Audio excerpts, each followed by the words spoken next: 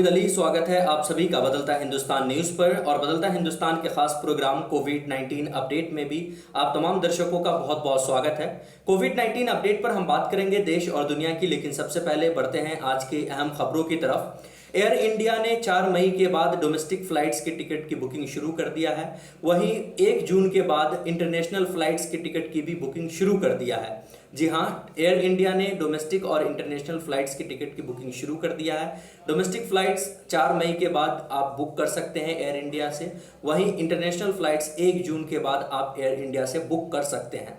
जो दूसरी खबर है वो ये है कि हमारे देश में, आपको जैसा कि मालूम ही होगा, पहले टोटल 8 आर्मी के जवानों में कोविड-19 का संक्रमण पाया गया था, जिसमें से 2 डॉक्टर और 1 नर्स शामिल थी। लेकिन जो अगली खबर है वो ये है कि देहरादून में एक INS ओगरा कैंप है जहां पे नाविक रहते हैं और टोटल 26 नाविक को कोविड-19 का संक्रमित पाया गया है। ये एक बड़ा चिंता का विषय जरूर है, क्योंकि हमारे यहाँ देश में आम इंसानों के बाद आर्मी और अब नाविक में भी कोविड-19 का संक्रमित पाया गया है। टोटल 26 नाविक में कोविड-19 का संक्रमित पाया गया है, जिसमें एक महिला डॉक्टर भी शामिल है।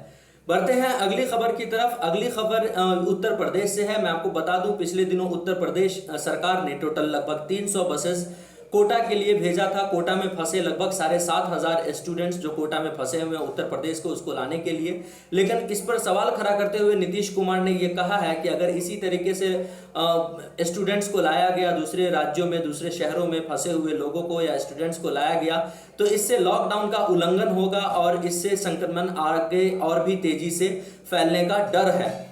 लेकिन जिस तरीके से हमारे देश में कोविड-19 का संक्रमण लगातार तेजी से फैलता ही जा रहा है, हमारे देश में कोविड-19 से संक्रमित की संख्या बढ़कर लगभग 14,700 के पार पहुंच चुका है। वहीं टोटल अब तक लगभग 480 लोग अब तक जान दे चुके हैं कोविड-19 से।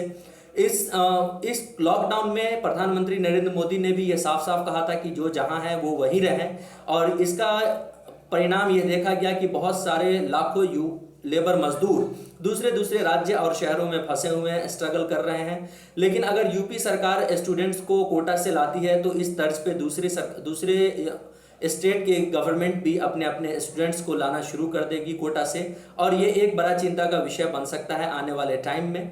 वहीं आपको बता दूं, पिछले दिनों यूपी सरकार ने दिल्ली में और दिल्ली के आसपास के राज्यों में फंसे लेबर मजदूरों के लिए भी बस प्रोवाइड करवाया था, जो कि आनंद विहार से यूपी तक गया था। तो कहीं ना कहीं उस पर सवाल खड़ा किया है। पहले नीतीश कुमार ने पहले भी सवाल उस पर खड़ा किया था और अब भी नीतीश कुमार ने उस पर सवाल खड़ा करते हुए ये कहा है कि ये लॉकडाउन का उल्लंघन है, और इसी तरीके से अगर स्टूडेंट्स को लाया गया तो लॉकडाउन का फिर कोई मतलब नहीं बनता है। मैं आपको बता दूं, इस पर एक बिहार के मंत्री जिसका नाम अशोक चौधरी है, अशोक चौधरी ने भी ये कहा है कि यूपी सरकार जिस तरीके से स्टूडेंट्स को लेकर जा रही है कोटा से यूपी, इससे ये जाहिर होता है कि बिहार सरकार अपने स्टूडेंट्स का ख्याल नहीं रख रही है, उसके लिए परवाह नहीं कर रही है। और बिहार सरकार को भी चाहिए कि अपने स्टूडेंट्स को, जो भी कोटा में फंसे हुए हैं, सभी को वहां बस प्रोवाइड करके वहां से निकाला जाए। और मैं आपको बता दूं, हमारे पूरे देश में, जैसा कि मैंने बताया, कोविड-19 से संक्रमित की संख्या बढ़कर लगभग 14,800 के पास पहुंच चुका है। वहीं मरने वालों की टोटल संख्या बढ़कर लगभग 480 के पार पहुंच चुका है। अगर हम पूरी दुनिया की बात करें तो पूरी दुनिया में कोविड-19 से संक्रमित की संख्या बढ़कर लगभग 22,80,000 के पास पहुंच चुका है। वहीं मरने वालों की टोटल संख्या बढ़कर लगभग 1,56,000 पहुंच चुका है।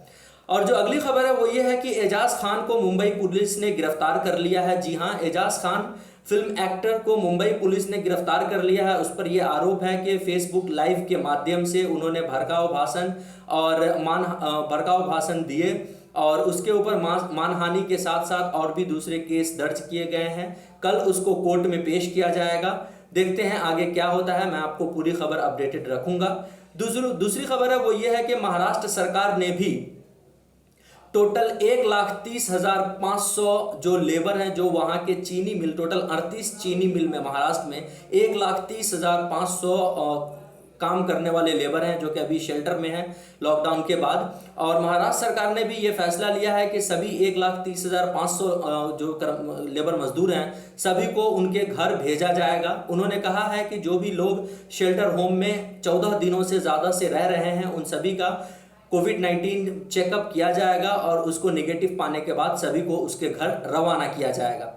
तो हमारे देश में जो एक बड़ा मुद्दा बना हुआ है मरकज निजामुद्दीन में कोविड-19 के संक्रमित पाया जाने के बाद पूरे देश में जिस तरीके का माहौल बना हुआ है, जिस तरीके से भेदभाव की नज़र से एक खास धर्म, खास समुदाय को टारगेट किया जा रहा है, ये कहीं ना कहीं समाज में नफरत और समाज में जहर घोलने का काम ज़रूर कर रहा है। इसी बीच एक जो खबर आ रही है वो बिहार के मधुबनी जिला से है। मधुबनी जिला में भी इसी नफरत का कुछ नज़रिया देखने को मिला।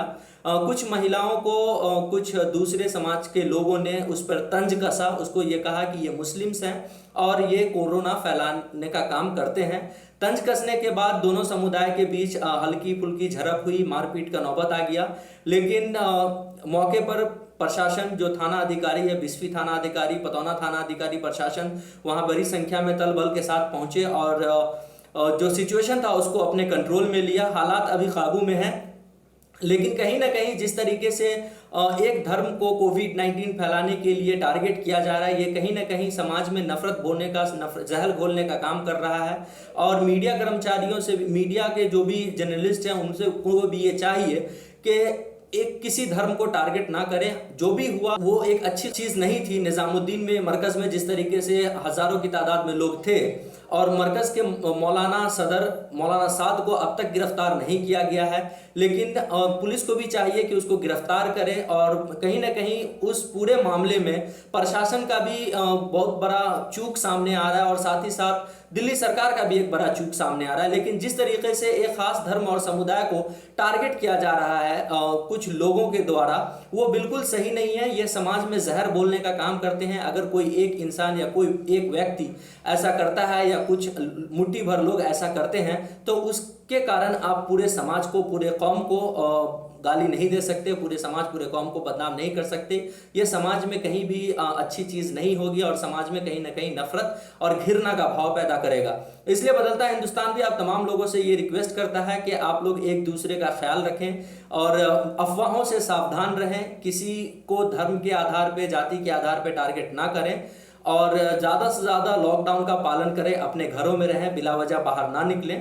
अगर आप हमारा ये न्यूज़ फेसबुक पे देख रहे हैं तो आप हमारे फेसबुक चैनल को ज़रूर, फेसबुक पेज को ज़रूर लाइक कीजिए। अगर आप हमारा ये न्यूज़ यूट्यूब पे देख रहे हैं तो हमारे यूट्यूब चैनल को भी ज़रूर सब्सक्राइब कीजिए। बहुत बहुत धन्यवाद।